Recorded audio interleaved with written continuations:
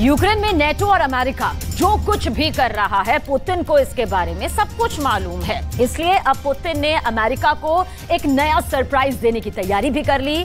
Putin ने Ukraine के बाद अब एक और मोर्चे पर बहुत ही खतरनाक कदम उठा लिया है। दरअसल पुतिन का नया फैसला अमेरिका को परमाणु हमले की धमकी देने से कम नहीं है।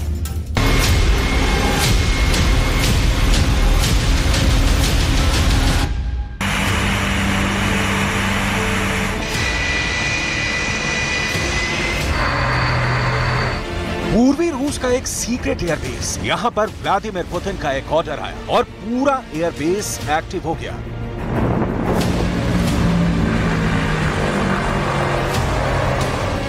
मिशन के लिए फौरन रूस का एक खतरनाक न्यूक्लियर बम वर्षक तैयार किया जाने लगा। यह पुतिन का बहुत ही पावरफुल शो है जो दुनिया में बहुत से देशों की धड़कनें बढ़ाने वाला है। पुतिन का परमाणु हमले का लॉन्चिंग पैड एक्टिव हो गया है। क्या पुतिन का मिसाइल वाला बड़ा ऑर्डर भी जल्द आने वाला है? ऐसी बातें इसलिए क्योंकि ये तस्वीरें साबित कर रही हैं कि यूरोप के बाद दो और बड़े वॉर जोन वाला डर सतह पर आ गया है।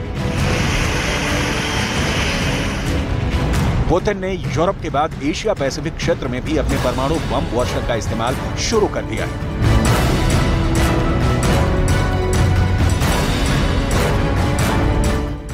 यह है रूस का Tu-95 न्यूक्लियर बॉम्बर। रूस ने अपने इस दशकों पुराने बॉम्बर को अब एक नए और बहुत ही खतरनाक मिशन पर तैनात कर दिया है। इस जहाज में लगे प्रोपेलर की आवाज गजब की है। ये जितना जमीन पर डराती है, उतना ही खौफ इसकी उड़ान के बाद दिखता है। इसके प्रोपेलर की आवाज हजारों मीटर की ऊंचाई से बहुत साफ सुनाई देती है। ये रूस की परमाणु स्ट्राइक वाली फ्लीट का बड़ा हिस्सा है। रूस के रक्षा मंत्रालय ने 1 मिनट का वीडियो जारी करके बताया है कि उसके इस बहुत ही खतरनाक विमान का असली मकसद क्या है। वीडियो को बहुत गौर से देखिएगा। इस 1 मिनट के वीडियो में विमान के अंदर का हिस्सा बहुत ही सीक्रेट तरीके से फिल्माया गया है। कॉकपिट को ऐसे रिकॉर्ड किया गया है ताकि इस विमान की उड़ान वाली डिटेल दुश्मन के समझ में बिल्कुल ना आए। क्या इस परमाणु बम वर्षक विमान में एटम बम रखा गया है? अगर इस विमान में एटम बम है तो उसका टारगेट कौन है? क्या पुतिन ने इसे इसके लिए एयरबॉर्न किया है क्योंकि वो परमाणु हमले की गारंटी चाहते हैं? या फिर ये जवाबी एटमी हमले वाली ताकत का हिस्सा है जिसे अंग्रेजी में सेकंड स्ट्राइक कैपेबिलिटी कहा जाता है। Tu-95 जब आसमान में होता है तो उसकी हिफाजत के लिए साथ में होते हैं सुखोई 30 और सुखोई 35 फाइटर जेट। ये दोनों जेट इस विमान को एस्कॉर्ट करते हैं ताकि दुश्मन के विमान रूस के इस बम वर्षक से दूर रहें। आप इसे पुतिन के आसमानी बॉडीगार्ड भी कह सकते हैं जो किसी भी हालात के लिए हमेशा तैयार रहते हैं। इनकी एयर टू एयर मिसाइल देखी जा सकती है, यानी ये दुश्मन के विमान को मार गिराने के लिए पूरी तरह तैयार है। पूर्वी रूस के सीक्रेट एयरबेस से शुरू हुई इस खतरनाक उड़ान का अंजाम क्या होगा कोई नहीं जानता, लेकिन ये जहाज जहां से गुजरेगा उसकी कुछ जानकारी मिल रही है। ये जहाज 13 घंटे के एक मिशन पर है और ये बेरिंग सागर से होकर गुजर रहा है, यानी अमेरिका के अलास्का को छूते हुए ये विमान प्रशांत महासागर की तरफ बढ़ रहा है। ये सीधा सीधा अमेरिका और जापान को चैलेंज है और पुतिन ने ये मिशन बहुत सोच समझ कर तैयार किया है। 13 घंटे की उड़ान पर अमेरिका और जापान की नजर बनी रही, वो भी इस विमान को लगातार ट्रैक करते रहे। आप इसे पुतिन का न्यूक्लियर चैलेंज कह सकते हैं, जिससे पूर्वी बॉर्डर पर अमेरिका और जापान के लिए रोंगटे खड़े होना लाजमी है।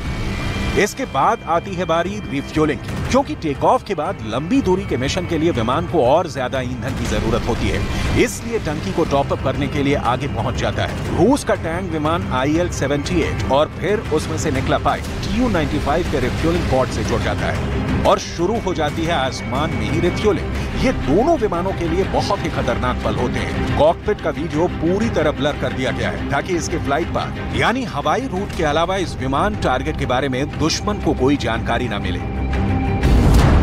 रूस के पास ऐसे 50 से भी ज्यादा बॉम्बर हैं, यानी पुतिन की न्यूक्लियर फोर्स बहुत ताकतवर है। ये बात अमेरिका भी बहुत अच्छी तरह से जानता है। रूस अब तक यूक्रेन में बिजी था, लेकिन अब उसने अपने पर फैलाने शुरू कर दिए हैं। लेकिन उसका ताजा चैलेंज यहाँ भी अमेरिका को ही है।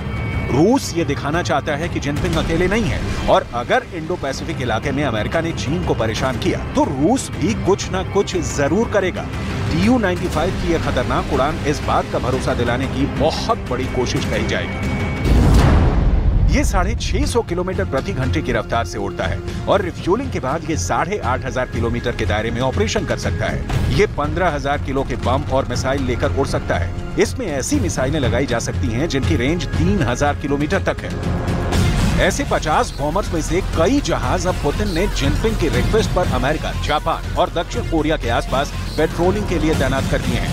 इससे पहले भी रूस और चीन के परमाणु बम वर्षक विमान इस इलाके में साथ में ऑपरेट करते रहे हैं।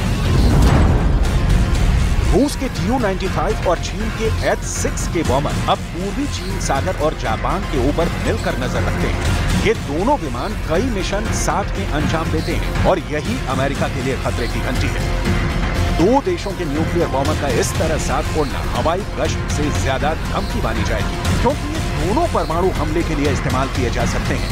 इस बार Tu-95 बॉम्बर ने जब 13 घंटे तक लगातार उड़ान भरी तो इसका सबसे बड़ा मकसद ये था कि टोक्यो से लेकर वॉशिंगटन डीसी तक ये बात समझ में आ जाए कि रूस किसी भी मोर्चे पर पीछे हटने के लिए तैयार नहीं है। इससे पहले जून में जब रूस और चीन के विमानों ने ज्वाइंट पेट्रोलिंग की थी, तब उनको एस्कॉर्ट कर रहे सुखोई विमानों का सामना जापान के फाइटर जेट से भी हुआ था।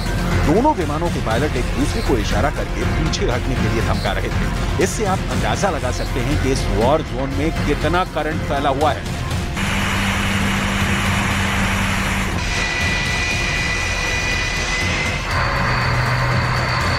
战场，苦练打赢本领，锻造过硬能力，在一次次斗争锤炼中，成为一支重要的空中进攻力量。